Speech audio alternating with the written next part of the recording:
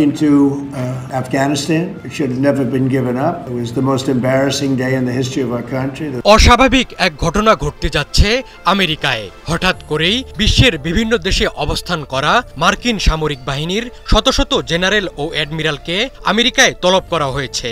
এসব শীর্ষ সামরিক কর্মকর্তাকে জরুরি ভিত্তিতে এক বৈঠকে ডেকেছেন প্রতিরক্ষামন্ত্রী পিট হেগসেথ।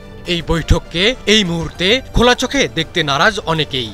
কেননা একদিকে আফগানিস্তানের বাগরাম ঘাঁটি ফিরে পেতে উঠে পড়ে লেগেছে মার্কিন প্রশাসন, অপরদিকে ইউক্রেন যুদ্ধ নিয়ে নিজের অবস্থানও পাল্টে ফেলেছেন প্রেসিডেন্ট ট্রাম্প।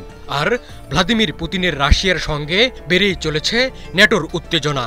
এমন বাস্তবতায় আমেরিকার এই রহস্যময় বৈঠক ঘিরে ছড়িয়ে পড়েছে ব্যাপক জল্পনা কল্পনা।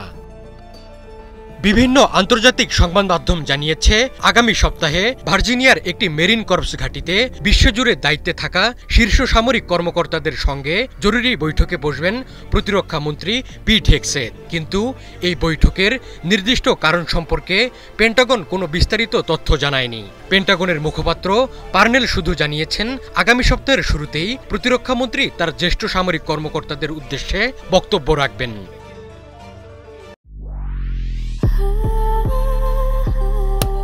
Walton Switch, stylish and elegant.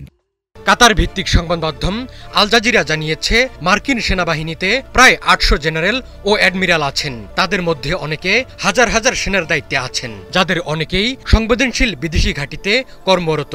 এত বিপুল সংখ্যক শীর্ষ সামরিক কর্মকর্তাকে এত কম সময়ের নোটিশে সশরীরে তলব করার ঘটনা অত্যন্ত বিরল। সাধারণত এ ধরনের বৈঠক সুরক্ষিত ভিডিও কনফারেন্সের মাধ্যমে করা হয়। এসব কর্মকর্তাদের সময়সূচি কয়েক সপ্তাহ আগে থেকেই নির্ধারিত হয়ে থাকে, তবে এবার আর তা হচ্ছে না। এতটা অস্বাভাবিক সমাবেশ খুব কমই হয় বলে ধারণা করছেন বিশ্লেষকরা।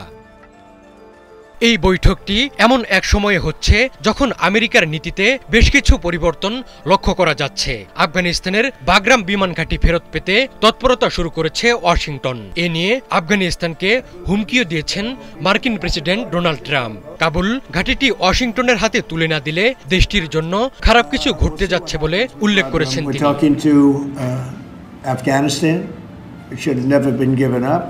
It was the most embarrassing day in the history of our country. There was no reason to give it. তবে ঘাঁটিটি ছাড়তে নারাজ তালেবান সরকার। ওদিকে এতদিন ইউক্রেন যুদ্ধ বন্ধের কথা বললেও এখন যুদ্ধ চালিয়ে যাওয়ার ইঙ্গিত দিয়েছেন ট্রাম্প। পাশাপাশি রাশিয়ার যুদ্ধবিমান ভূপাতিত করার উস্কানিও দিচ্ছেন মার্কিন প্রেসিডেন্ট।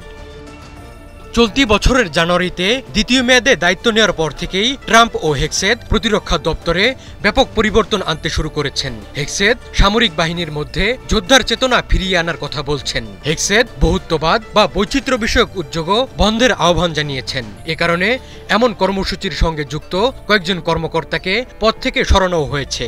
সেনাবাহিনীকে এখন প্রাণঘাতী শক্তি বৃদ্ধি ও যোদ্ধা মনোভাব পুনরুদ্ধারে মনোযোগী হতে জোর দিচ্ছেন তিনি।